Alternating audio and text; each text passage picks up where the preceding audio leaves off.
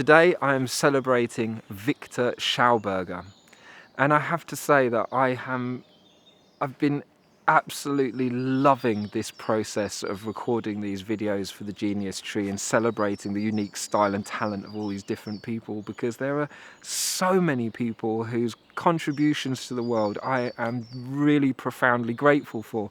And Viktor Schauberger is a man who is a name that only really came to my attention in probably the last 10 years or so. But he is one of those exceptional characters that really deserves to be known by more people and has a very powerful role to play as we move forward, I believe. Viktor Schauberger was a forester who grew up in the forests of Austria, knew them like the back of his hand, was working, I believe, as if not not a gamekeeper. Was he a gamekeeper? But anyway, he was a forester and knew the environment like the back of his hand, and had a kind of a mystical aspect to himself, though he also had a kind of a scientific grounding in him. And he observed nature very accurately and took a real great interest in water.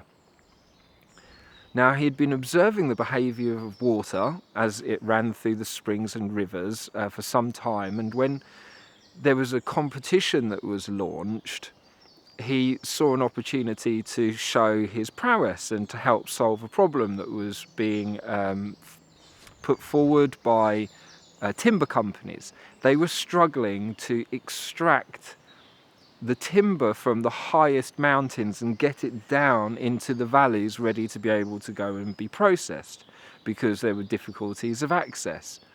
And so they launched a competition to see who could solve this particular problem. So of course lots of people were trying to build log flumes that would then go in a straight line down the hillside, and you would think that that would be the fastest way of projecting a huge tree straight down the hill.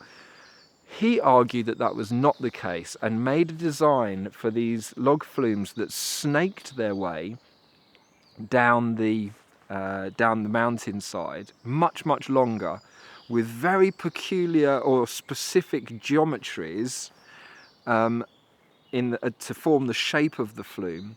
So he was imitating rivers and the way that water flows down a river, and again the shape of the banks of a river. And he also advised them to use them at particular times of day and night, and particular times of the month, because he had noticed that the buoyancy of water was affected, the viscosity of water was affected by the movements of the moon and the presence of light.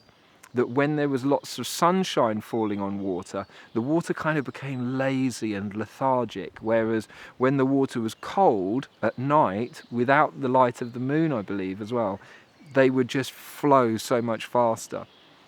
And he ended up winning this competition and demonstrating that he understood water in a way that other people had not previously, managed to fathom.